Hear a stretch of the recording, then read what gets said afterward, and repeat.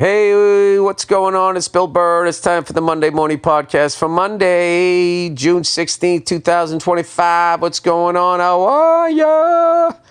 How's it going, man? Geez. Last 2 weeks of Glengarry, Glen Ross coming up. Week 15 of 16. Can't believe it.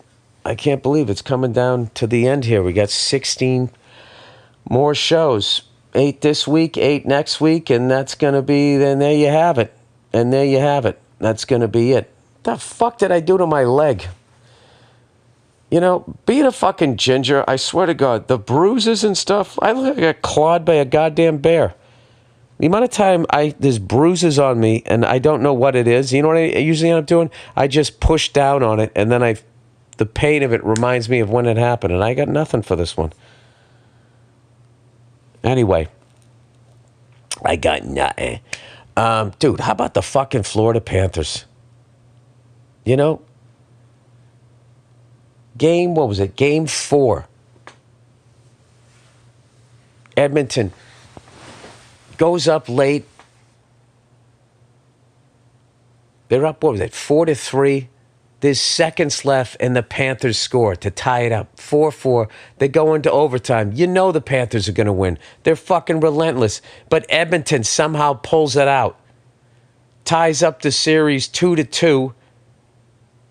And then I'm just sitting there going like, oh my God, they're going back to Edmonton. Holy shit. Edmonton wins game 1, loses game 2, loses game 3. Florida's looking to go up 3-1. They dig deep, win it in overtime, tie it 2-2. Now they're going back to Edmonton. They have the momentum. And what does Florida do? Goes up there in their building and fucking beats them.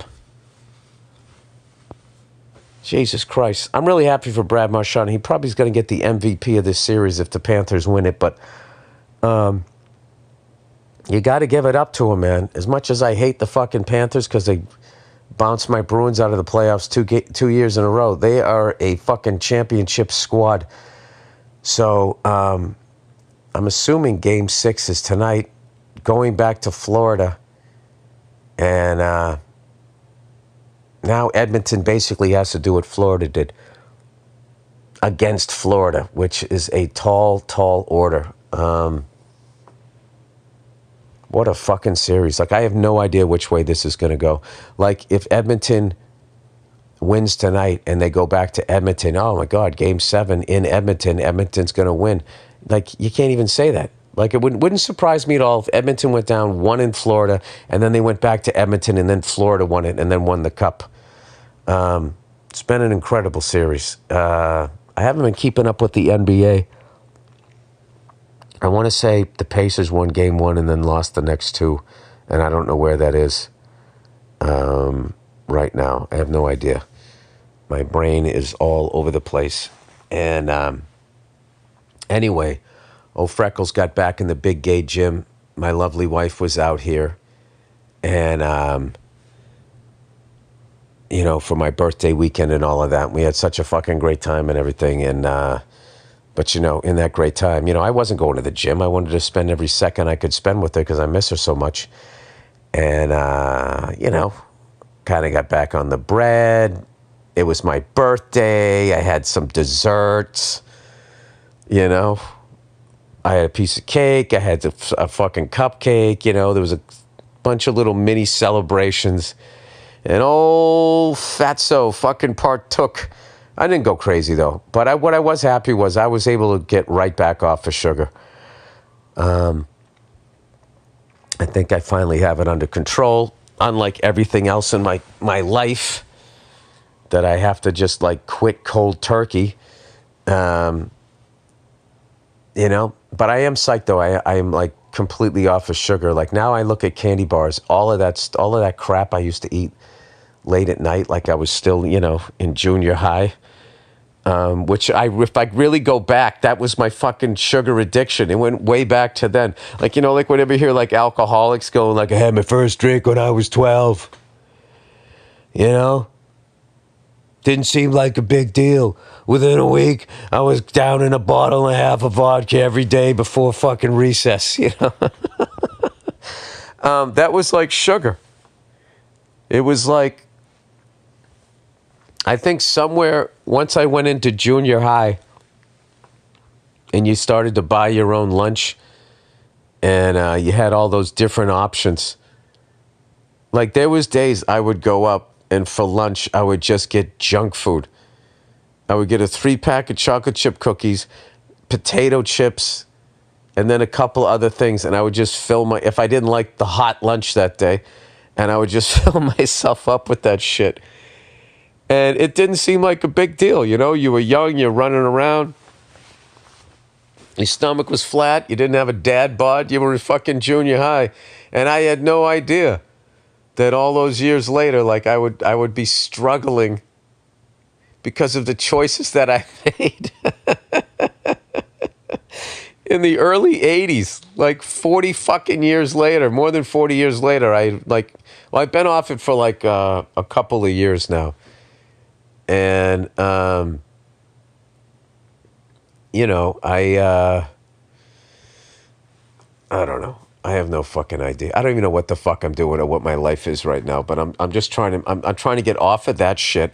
I'm trying to get off of, bread. I don't fuck with bread anymore because that's like poison and it makes you fucking fat.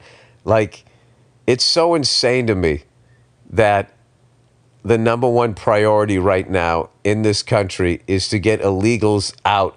But meanwhile, all the citizens can keep eating a food supply that has been turned into poison. Say what you want about these illegal immigrants. They didn't poison the food supply. You know? That was done by my people.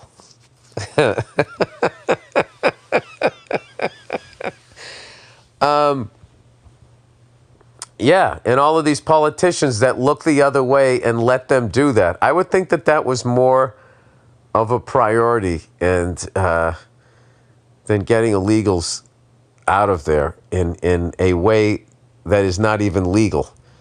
No due process, no anything. It is such an ugly, ugly time. And the misdirection of all of this and this whole idea that what they're selling, which is really my people, white people, what they're selling us, you know, that they're going to do this and then somehow your life is going to improve. I don't understand it. Like the math just doesn't work out. Like, how is that going to help inflation? How is it going to help the common man? It isn't. Like, it just isn't. These billionaires have never wanted to pay you. They don't want to fucking pay you, and they're not going to start now with this horrible stuff that they're doing. Basically, the standing president has declared war on a city and a state, trying to defund California. It's like, buddy, this is your offensive line. This is your buffer between here and China. You want to fucking destroy it? I don't know. But I completely understand it because I grew up with narcissists, and this is what they do. They have to destroy things. And there's also that thing of, like, you are who you hang out with.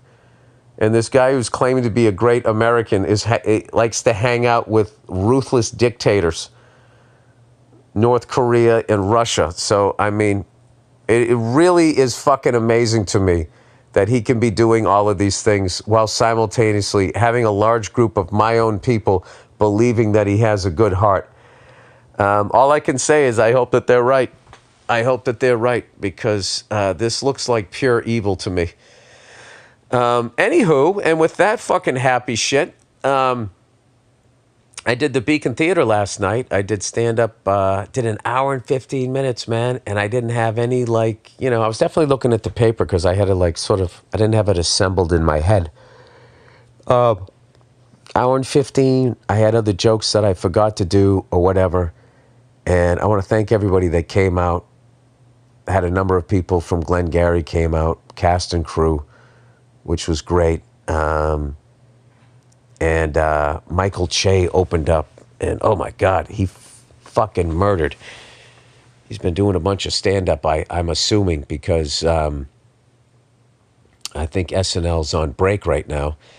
And so I guess he's been going around. He must be doing stand-up because his act was super tight. And as always, that kid has always had just like top shelf A-level material. So it was fun. I never done a gig with him, so that was a good time.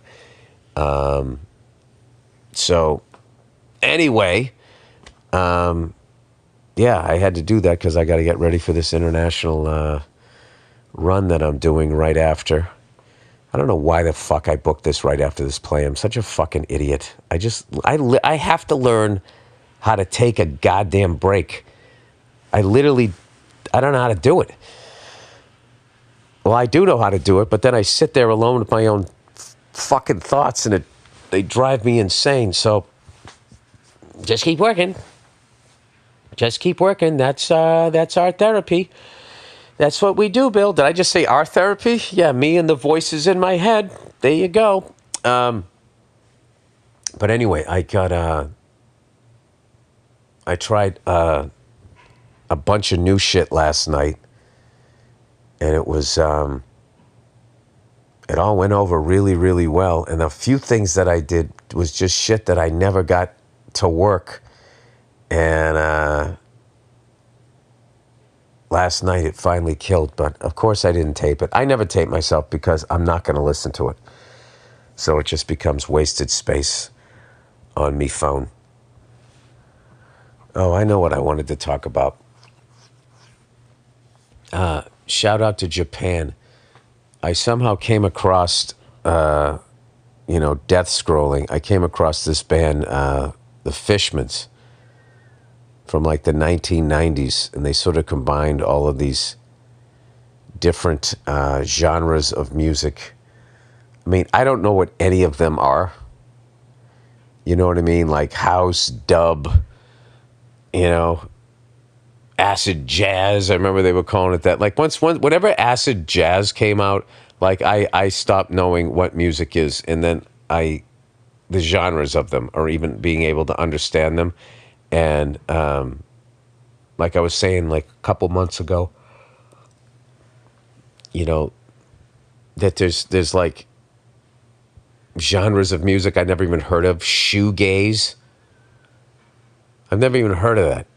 And so I'm like woefully behind, but I downloaded this album, Long Season, because they said it had one song on it, 35 minutes long, and that it was a masterpiece of whatever brand of music that they were doing. And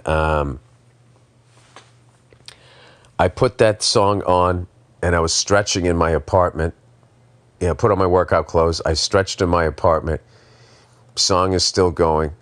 I walked to the gym. It was still going. And I got 30%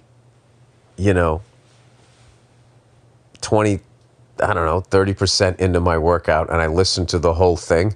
It was like, I was like determined. I'm like, I'm going to listen to a 35-minute song.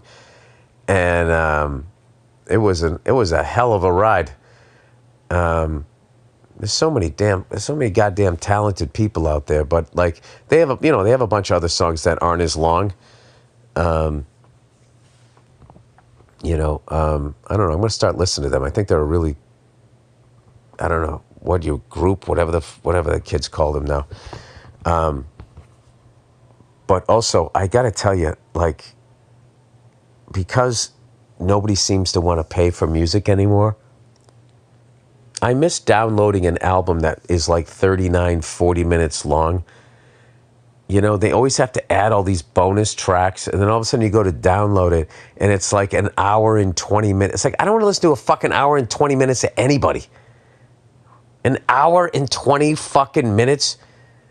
I swear to God, I think they're doing it so maybe you're more apt to buy it because you feel like you're getting more. But I also feel it's like Apple filling up their own phones, so you have to go buy a new one. You know what I mean? Like, I don't need an hour and 20 minutes of Adam Ant. I just need goody two-shoes and a couple of fucking deep cuts, and I'm good. You know what I mean? I don't need, 2 hours and 40 minutes of Taylor Dane. the extended greatest hits fucking version. I mean, I love AC/DC, but I don't want an hour and 20-minute version of outtakes of Back in Black. It's like, why do I need the You mean the shit that they thought wasn't good enough for the album? Why would I do that? Like, I never understood that. Like when an artist dies, like Jimi Hendrix or Miles Davis, they're probably two of the people that have had the most goddamn... Tupac, the most fucking They have like more albums come out after they die than when they were alive. And it's like, when they were alive, they made a decision to not put this shit out because they didn't want people to hear it because they didn't think it was good enough. Like, so what am I listening to? That should be the album. Miles Davis, shit I didn't like. But I get it on the other side that he's now gone. You're never going to hear him play the trumpet again, so you want to like listen to, I don't know. What were some of the things that he didn't like? It gives you a more rounded 360-degree version of him, man. Yes, I was yawning during that, and I just chose to fucking plow through it. So, anyway, for some reason, I cannot get to sleep until fucking 3 in the morning. I just cannot do it. I'm just like fucking wide awake, and then I wake up 5 hours later. I had 1 cup of coffee yesterday. It's never affected me like that. I think it's starting to. So, oh boy, is this going to be another thing that I get to quit? Is this the next thing? Next thing to quit. Anyway, so today at the big gay gym, we're halfway through Pride, fellas. I got to tell you, it's been like really fucking, it's been kind of chill. Like I thought, I was like, oh my God, this neighborhood's going to be going fucking crazy. It's been very like, subdued. I don't know. Maybe gay people, is something coming that we don't know? Is something on the horizon? I'm looking at gay people like how you look at a dog. Like when a dog gets a little weird because it can sense a tornado's coming or an earthquake's coming before you can. Like, it's been a very subdued Pride Month. Do they know something that straight people don't? Like, what is happening right now? Anyway, so I'm starting to pack up stuff in my corporate apartment and shipping it back west, which has been really exciting. That this is going to come to an end. As much as I have enjoyed it, it's time to me to go back and be a husband and a father full-time again. It's been a hell of an experience. I don't know how I would ever try and do this again. It was awesome, and it was also too long to be away. And I am ready to go back, and I'm ready to do a few international dates and then not do shit for the rest of the year. I just want to be with my wife, my best friend, and my kiddos for the rest of the year. And like I said, I have 1 acting gig. It's like a 30-day commitment or whatever. And I have nothing for the rest of the year. And I think for the first time, I might put my freckled feet up and see what that's like and sit in my demons and try to keep them at bay. I might go back to therapy, and then all I want to do is just hang out with my lovely wife, have fun with her, and go swimming with the kids and all of that. That is it. That is it. But I will never forget this experience. And I'll tell you, I haven't done the Beacon in forever. For fucking ever. And it took me back. Like one of the last times I did the Beacon, I did this benefit. And I swear to God, this was the lineup. Max Weinberg and his band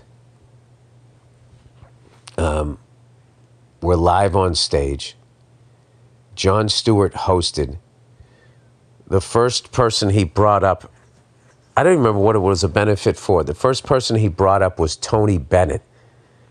Rest his soul. And Tony goes out there, absolutely murders, and his voice sounded like the early 1960s. It's one of the greatest, first of all, one of the great voices of all time, but also like how long it was great was incredible. And while he was singing, I'm standing at the side of the stage watching him sing, and standing within earshot of me is Bruce Springsteen. And Bruce is saying, how the hell am I going to follow this? Okay, so Tony ends his thing. Place goes crazy.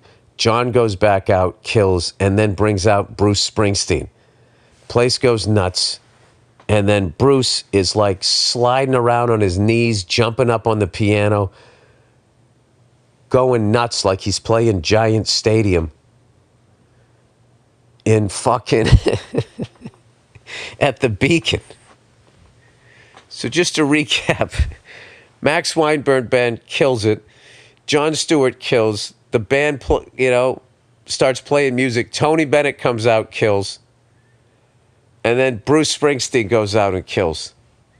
And then they brought out Joe McHale, who was new to stand-up, and he had to go on. Oh, I forgot. They auctioned off Bruce Springsteen's guitar.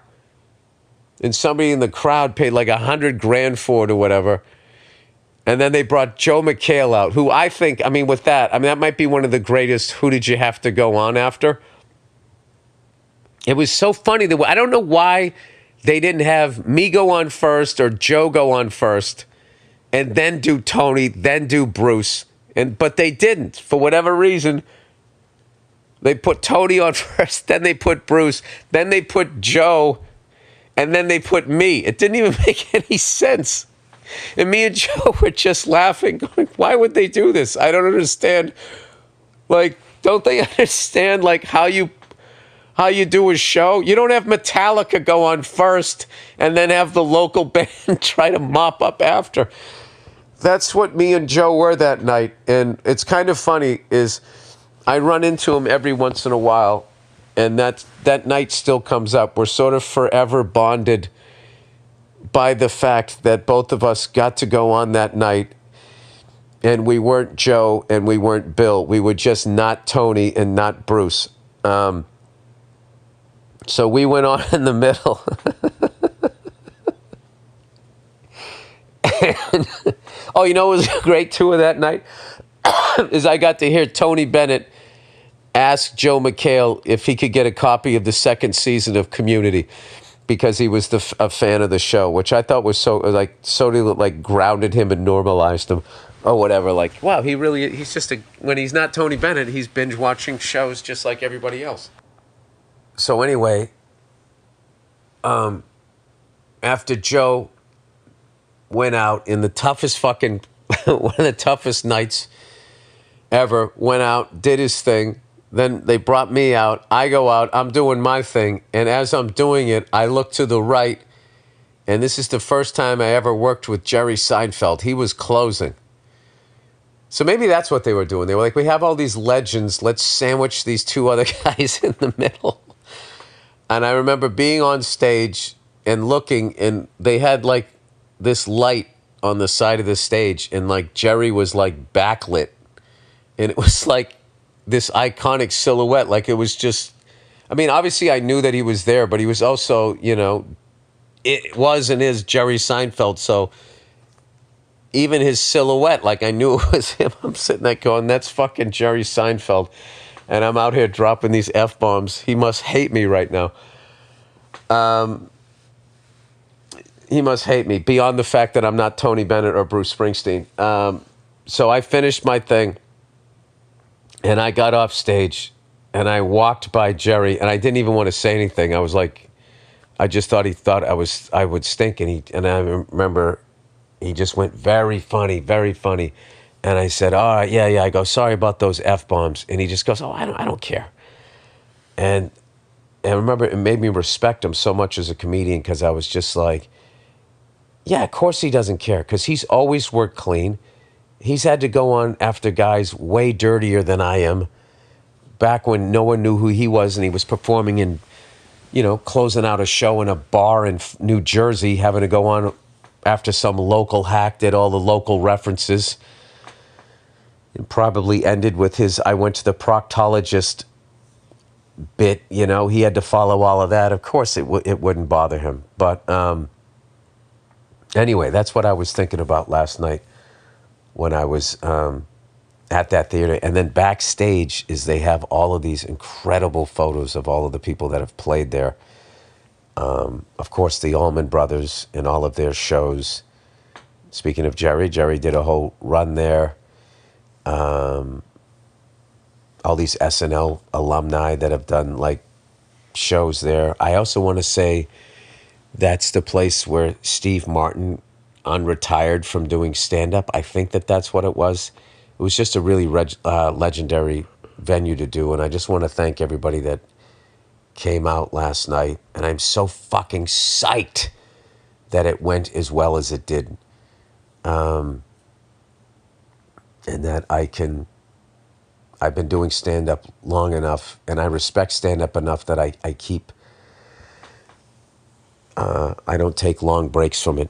Other than the pandemic, that was the only time I did, because for the first 3 months there was nothing. But I want to thank PJ Landers and everybody down at the Comedy Village for,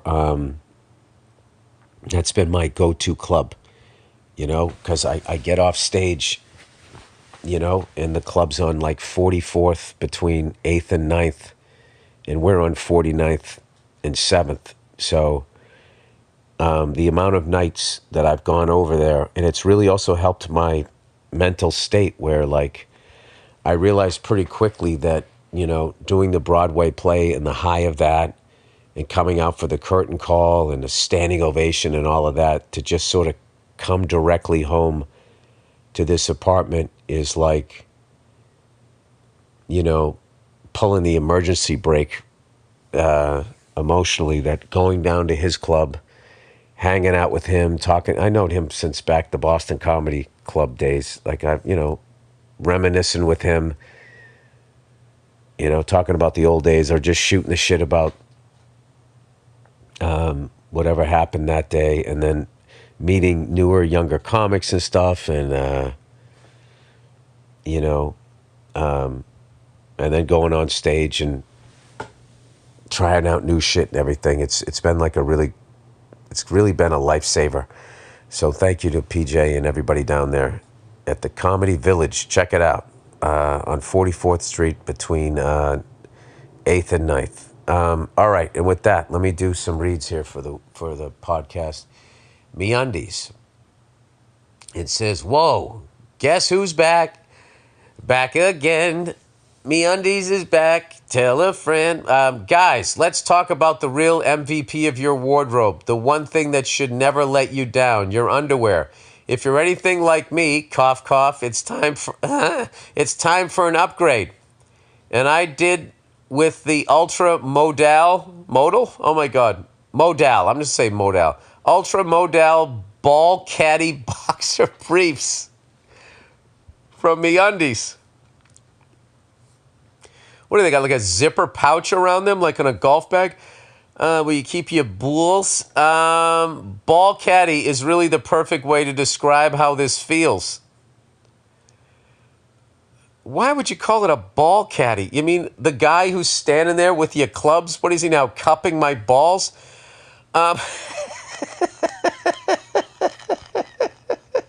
Well, it is Pride Month. These are the softest, most comfortable underwear I've ever owned. You know what? I bet there's another definition for caddy. These game-changing briefs. You know what? Fuck this. I'm gonna look up this goddamn word. I'm gonna sit right down and look up this goddamn word. I'm sick of being confused in life. There's a statement for you. I'm sick of being confused. Caddy. Oh, a small storage container. Oh, they're saying you got little balls. Typically, one with divisions. Oh, this ball goes in here, and that ball goes over there. Well, what do you know? I didn't know that. Hey, MeUndies, I'm really sorry. Once again, it was me. All right, just for that, you're going to get a nice reread here. MeUndies, whoa, guess who's back?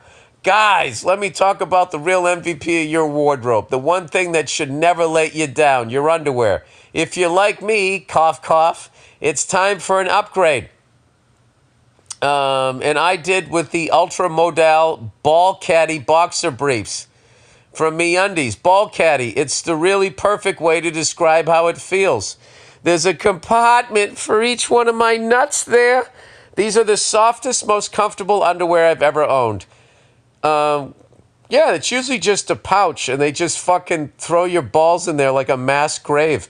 It's nice that now your balls can fly first class, like you have your own little room, you know, with a nice lie flat seat for your nuts. Individually, all right? Pick out a movie. Your balls can watch a movie as you move about your day. These game-changing briefs are designed for next-level support. No squishing, no sticking, just pure cloud-like comfort. This is like when your parents would separate you because you kept fighting. You sit over there and stop touching each other. Leave each other alone. Sorry, hit the microphone there. Style for everyone. MeUndies has a cut for every guy's butt. B-U-T-T. With over 10 different styles ranging from boxer briefs to jock straps to our special pouch underwear called Ball Caddy that keeps you from bat-winging ever again. Are you going to lift and separate my nuts? Is that what we're doing here? A push-up bra for your balls there. Unmatched comfort. MeUndies' signature softer than soft ultra modal fabric is breathable, stretchy, and oh so comfy, making it ideal for all-day wear. Responsibly sourced. No dolphins were killed making these lift and separate nuts ball caddies. They use sustainably sourced materials and work with partners that care for their workers. Problem-free philosophy. Not happy with your first pair of undies? It's on MeUndies. Slide into game-changing comfort with MeUndies. Support the show by going to MeUndies.com/Burr and using my code Burr, B-U-R-R, to get 20% off your first order, plus free shipping. That's MeUndies.com/Burr, code Burr for 20% off, free shipping. MeUndies, comfort from the outside. Now I have to see, is Caddy, C-A-D-D-Y, is the person that carries your clubs C-A-D-D-I-E? Is that what it is? C-A-D-D-I-E. Let's see what this is. C-A-D-D-I-E, a person who carries a golfer's clubs and provides other assistance during a match, like cupping your balls. Hey, man, it's full service, bro. Whatever you need. Whatever you need. All right, well, that is good to know. That is good to know. I learned something today. I hope you guys did too. All right. Now, thankfully, we get into your guys' wonderful questions for the week. All right. Predictive text. Bill, I really hate that my phone and laptop use predictive text. I can't even shut the function off on one of my programs. Oh, I know. Yeah, especially if you write a lot of crazy shit and you're trying to write a word in a funny way, like an accent or something, and then it just becomes something completely different. For me, it's really frustrating because I'm usually trying to make a joke and every word is critical. And they're sort of the comedy cock block, the predictive text. Anyways, the person says, if you don't know what it is, it's the feature that fills in the word that it thinks you're going to type. It's a really simple way for them to dumb us down. I know, it's like being in a relationship with someone that thinks they know what you're going to say, so they start interrupting you. I knew somebody like that. They used to always interrupt. I go, what? You don't want to let me finish? He goes, well, it's because I feel like I already know what you're going to say. Narcissist. Another one. All right. Yeah, it really is weird that there's no option to shut that off. But wait, maybe you just couldn't find it. Why don't we ask the nerds out there? Like, what about the nerd that actually created it and then, like, never got credit for it? I shouldn't even say nerd. What about the smart guy?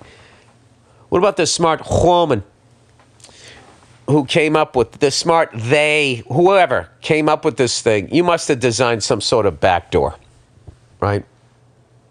So you could shut it off.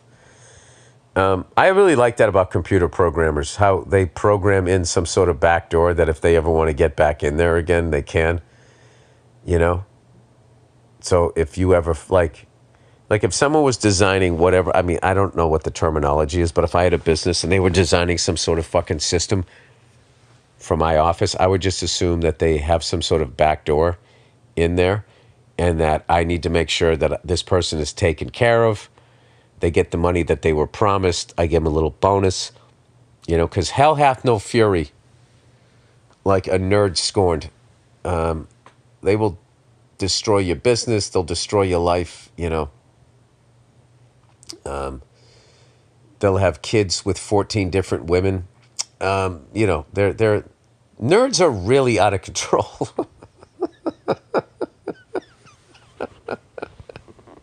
When did nerds start acting like number one draft picks?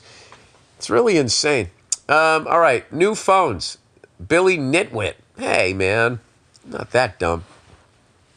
Have you seen these new phones that have simple screens and less features? No, but that's really amazing to me. I've been advertised them a lot recently, and I'm very close to making the switch. You can do email and listen to music. It's just not built to stare at all day. What would stop you from making the switch? If you ever need video or conference call, you can just keep your old phone and use it on Wi-Fi. Well, that's like, you could just have heroin on the side.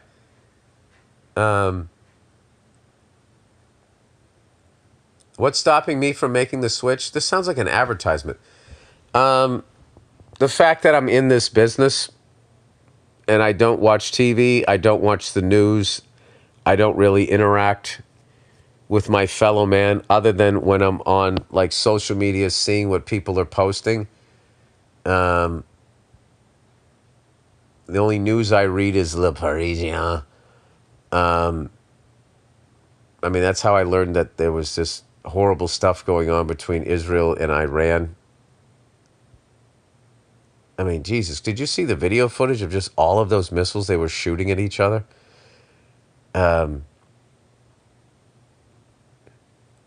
It's just fucking insane. It's fucking insane. You know, it's one of the great things about travel. You know, I went to Tel Aviv one time. I stayed in Jaffa, and when I was there, this is something as an American I didn't know. I thought the Palestinians on one side, and I thought the Israelis were on another. And in Jaffa and all that, they were mixed. There was Palestinian people, there was Israeli people, and everybody was cool. And they were all just walking around, and everything was fine, and the food was amazing. The cigars were incredible. It was great, and it was beautiful, and everybody was beautiful over there. And, like, I don't know, to just see, like, all of those... I always think about all of those people that I saw and just thinking that they're just caught in the middle of these fucking sociopaths at the top. These psychos who all they do is just, like, stir shit up. Like, look what this, like our standing president, like, what is he doing? He just wants unrest. And he had a big birthday party for himself, a big military parade. I don't understand. Like, he's a billionaire. I don't understand why these billionaires are so goddamn... What are they so upset about? Is it because they got $1 billion and they realize what we all realize is that money can't buy happiness?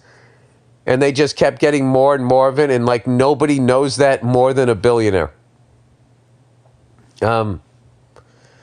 I can tell you the secret to happiness is helping out other people, being empathetic, forgiving people, and taking responsibility for things that you've done that have hurt other people. And, you know, and as an older person, if you're an empty nester and you just feel like I don't have any purpose anymore, like you can help out younger people. And that can be your purpose for the rest of your life. That, you were a young person, then you got married, then you had kids, you raised these kids, you made all the sacrifice to these great, productive people in society, and then your final act is that you can do everything you can to help out other people so that their lives were easier than yours. And if you're doing that, like what you get out of that, like, I don't know, like, why aren't we going more towards that? Why are we just letting our school systems go to shit? Why are we letting our food supply go to shit? Why are we doing this to each other? It just doesn't, none of this makes any sense. And the more you travel and the more you meet people, the more insane this handful of people that run every country seem to you. I mean, that's just my opinion. What the fuck do I know? But anyway, that's why I'm not going to make the switch to the other phone. I don't even know how I got to that. If I wasn't in this fucking business, I would love to do that. You know what? I know what? I would maybe do that. And then maybe it would cause me to be more active on social media, and I would just make videos every once in a while. So I would stay relevant, I guess. I don't fucking know. That's a great question. Have you been seeing these new phones? Simple screens. Now, are they called this is called a smartphone? Is that called a smarter phone or is it called a dumber phone? I guess it all depends on who does the marketing on it. That's very interesting. Thank you for the heads up on that. All right, Market Basket. Oh, this is nice. Hey there, Crimson Yeller. Crimson Yeller. That's like a fucking name in a script. I'll tell you right now, there has been a lot of bad mofos in this country, in this town. But I'll tell you right now, ain't none of them can hold a candle to old Crimson Yeller. You'd hear him before you saw him. Love the podcast. Been a listener for years. Have you heard anything from the family back east about the board of the grocery store chain Market Basket trying to oust CEO Arthur T. Demoulas again? No, but I love stories like this. I love watching those corporate guys when they turn their evil on each other. This guy's a rare breed. He actually treats his employees well. Oh, no, I'm on the wrong side of this. Well, of course he is. He's a Greek guy, you know? These guys know about family. They know how to live. Paul Verzi. Paul Verzi is Greek. One of my great friends in this business, one of my great friends growing up was Greek. Nicky the Greek. This guy's a rare breed. He actually treats his employees well, keeps prices affordable, and runs the supermarket like he gives a damn about middle-class families. Man, could we use a lot more of that? This guy's a saint. Back in 2014, when the board tried to push him out the first time, the employees walked out. Not just the execs, but the cashiers, stock clerks, warehouse guys, the whole crew. See, there you go. See, all this love and adoration that this guy running the country wants, if you just treated people well, you'd get it. You don't have to fucking rub people's faces in shit. Anyway, they stood in parking lots holding signs and refused to work until he was brought back, and it worked. They chose their CEO over the board because the guy had always had their backs. Now it seemed like the board's back at it, trying to push him out to chase higher profits or whatever the hell they think is more important than loyalty and people being able to afford groceries. Will this shit ever end? Yes, it will. Yes, it will. Decency will win.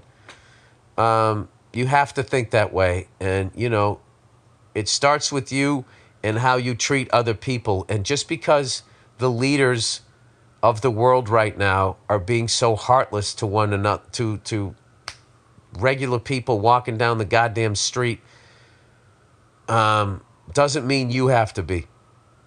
And I just feel like that's the balance of the universe, that the more evil they go, the nicer we should be to one another. And it's just like, you're not going to get me to hate undocumented immigrants. You're not going to get me to hate Mexicans. You're not going to get me to hate Chinese people. It's like, I know what the problem is. It's not them. Okay? It's not any race or anything like that. It's a small group of people, the people that run shit in every fucking country. Everybody leads by division and fear and all of that. I don't understand it. Never will. All right. He says, will this shit ever end? Yes, I feel it will. I guess the board needs a bigger yacht, and the only way to get this is fucking over the common man. All the best to you and the family. Wish I was able to get down to see Glengarry before it ends. Congratulations on all that. Well, thank you. Well, maybe you guys can go outside and protest and, shame those people for doing what they're doing to this guy. Arthur T. Demolis. I hope I said his name right. No disrespect intended. Doing human beings and the Greeks proud. I will tell you, that's why when I have the option of going to a mom and pop place or a bigger place, I go to the mom and pop place, because you just get better service, because you mean something to them. And, fuck the convenience of a box store. Out in L.A., when I snuck back for my lovely wife's birthday, I've never missed it. I never will. I flew back out there for her birthday and came back, and I took my my daughter to a Target, and their new thing is you don't get a ticket, or something like that, to go into the parking thing. They're like photographing like your license plate and stuff like that. And I don't know, just this constant surveillance and face recognition and all of this police state stuff that they're moving towards. And you watch, Democrats and Republicans just keeping their mouths shut about this is insane. And the danger of all of this is it's going to, I think the reason for it is to stop any sort of rebellion against their out-of-control greed before it even starts. Because in order to, have some sort of effective rebellion, they can't know where you are and know what you're doing and knowing what you're planning. But your phone's listening to you, your TV's taking pictures of you, they got face recognition, they track you, they can find you all. That's why they eventually want to microchip you, because the second you become a problem, they just go, well, where is he? Go pick him up. And I have to be honest with you, what you see ICE doing right now, as a white person, when you watch that, you have to take yourself out of the fact that, you're a citizen and that you're white, and you have to see yourself in what's happening to those people, watching their families being ripped apart. Because this is how these psychos do this. They start with a impoverished group of people with no power that doesn't look like the masses. So you don't see yourself. And by allowing them to do what they're doing and throwing all the rights into the ocean of those people, we are inadvertently co-signing eventually to normalize that. And literally to have our own troops going into our own city, not to defend it, but to go in and get people and remove them and do all of that. It's just like the Pandora's box that you're opening, and how easily they will just, then they'll, when eventually they get to my people, white people, they will divide us and subset us. And you'll just keep sitting there as the water is rising going, well, that won't affect me, that won't affect me, that won't affect me. And then that's game, set, match. All right, that's my dark thought for a Monday. All right, existential question about about serious topic. All right. Hey, Bill, just as sickened as you seeing people ripped from their families, I hate the government. If the federal government didn't have all that power, we'd be in a better spot. Well, I would say if the federal government hadn't been destroyed by the deregulation of corporations, we all believed that lie in the 80s. They were going like, if you deregulate us and you just let us go full on business, we'll be able to make money and this economy is going to boom like you've never seen. And they were able to make crazy profits. They just never passed it down to the rest of us. They kept it all for themselves. And they used that money to pay off Supreme Court judges and politicians on both sides, give them insider trading tips. And that's why, all of them are making a couple $100,000 a year and their portfolios are worth 40, 50, 60, 70, 80 million, $100 million.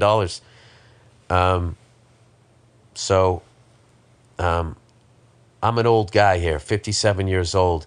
I remember when corporations had to answer to the government. Now they don't.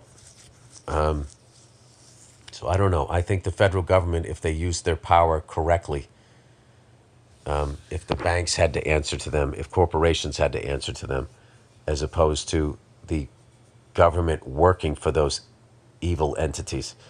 Honest question, because I'm looking for clarity, this person says. I don't pay attention to politics as much because I think everything that's going to happen is going to happen regardless of who we vote for. Yeah, I agree with that. All you get to do is choose who's going to go in there, and then after that, you don't get to vote on anything. Like this Real ID that's come out, did we get to vote on that? They don't. You don't. The politicians vote on it, but they don't. They're doing what the people that put them in office tell them to do. This person says, I voted for Obama because he promised to shut down Guantanamo and end the wars in the Middle East. He didn't shut it down and instead advanced us into more countries and more debt. 100%. 100%. Yep. That's when I lost faith in politicians. When a liberal black politician was elected and he was, just doing what a white guy would have done. I'm not saying him being in there, he didn't look at things that a white president wouldn't have. But the general war machine thing, he kept on track. War for profit. He definitely did that. I don't know. I'm trying to find a silver lining in all of this. The machine moves in the direction it wants to, no matter who is president. Yes.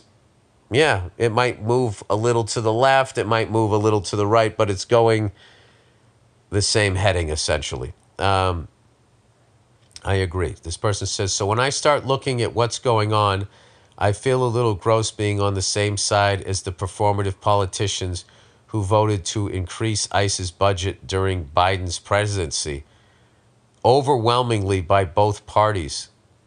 Why would they do that? Great question. I just feel like even if I'm adhering to my own principles, I'm forced to be on the same side as people who helped create the problem. I think it's part of the way we're controlled. 100%. Listen to this guy. Look at this guy with the third eye fucking squeegeed. They don't care what you're fighting for. Either way, they'll make it work for themselves and the people who control them. The old money that we never heard about that owns half the world. Yes. Here's where I get frustrated and feel like a fraud as I get my blood boiling. If our current president is deporting people at a lower rate than Biden and significantly lower than all the presidents before them, don't you think it's a little suspect that now we're seeing the videos of it? Yeah, because of the liberal slants in the media. Yeah, and I also think it has to do with what media you're consuming. Like, I think people who watch Fox News have a completely different view of our current president than somebody does if they watch CNN, and vice versa when Sleepy Joe was president. It's,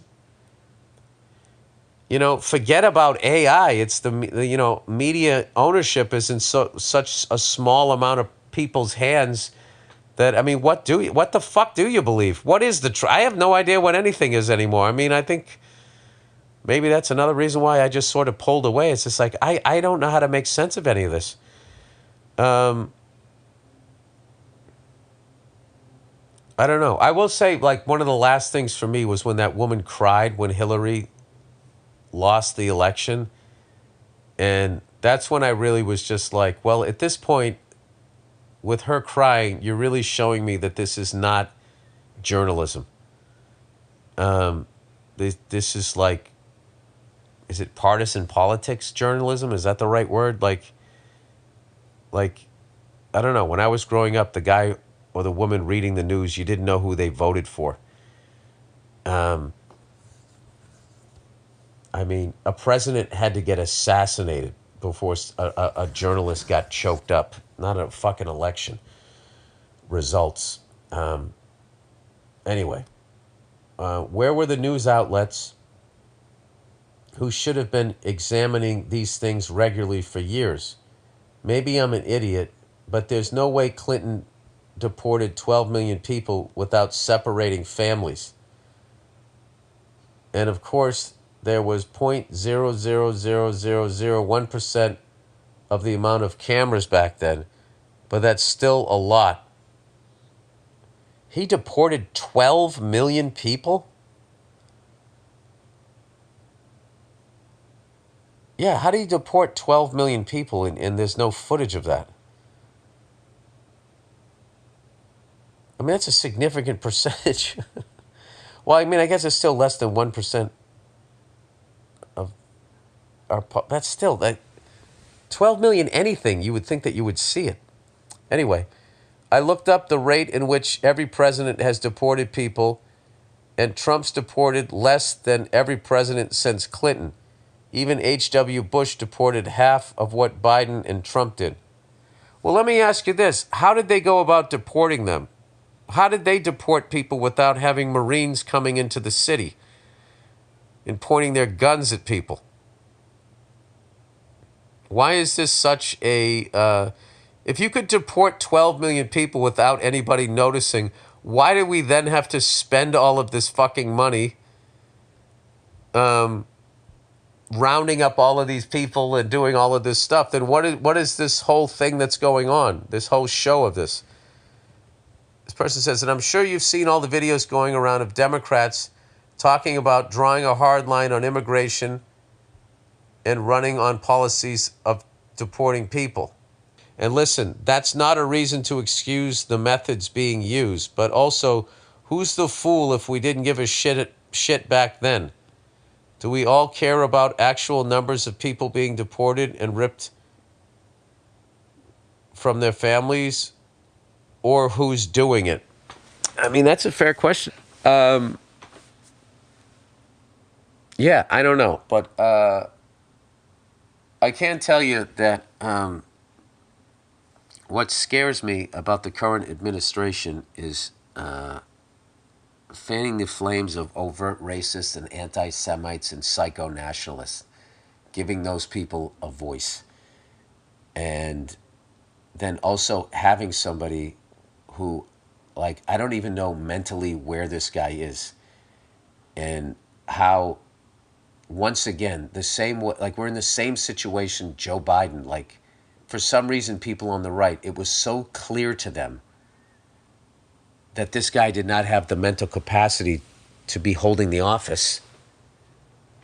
And there's no way that liberals didn't see that, but they saw it, but they couldn't admit to it. They just kept saying, well, anything's better than this other guy. So now, like, this guy we have now, people on the right won't say anything. I mean, the babbling, rambling of the guy's speeches. I mean, that rambling he did about Arnold Palmer, which I don't even know what the purpose of the speech was, but for whatever reason, he started talking about the impressive size of Arnold Palmer's dick. Like, you're just sitting there going like, he's talking about this guy's dick. This is the president of the United States. And let me tell you, when they came out, they were impressed. He was all man. But I love women. I'm like, what in the fuck is this guy talking about? I don't know. I will be honest with you. I think a bunch of great stuff was written in here this week. A bunch of great questions were raised. And I'll be honest with you guys. I am more confused now than I have ever been. But the one thing that I loved was that this person understands that it doesn't make a difference, blue tie or red tie. The machine is going in the direction that it is going in. So once again, how I combat all of that stuff is I'm just trying, to be, and I don't know, this is so weak compared to what's going on. I'm just trying to be a nice person. I'm trying to help out younger people, younger comics or whatever, just whatever. People in need, doing benefits.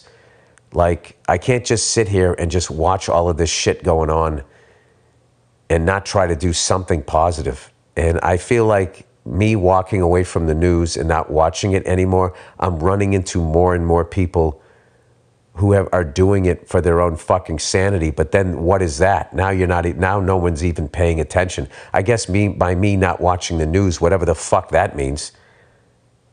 I mean, news, whatever news is now, is a cop-out, is me as a citizen. So maybe I should pay attention more. I don't fucking know. All I know is my job is just to make you guys laugh and make your day a little easier. I do know that, and I know my job as an older person is to help out younger people. Encourage them or whatever, give them some advice, and then also know that I can learn something from them and know that however I view the world is not the be-all fucking end-all. All right, well, this was a heavier one than usual, but these are heavier times. That's the podcast. And I'm not going to say go F yourselves because that feels weird after all of that. I hope you guys have a great week, and I will check in on you on Thursday.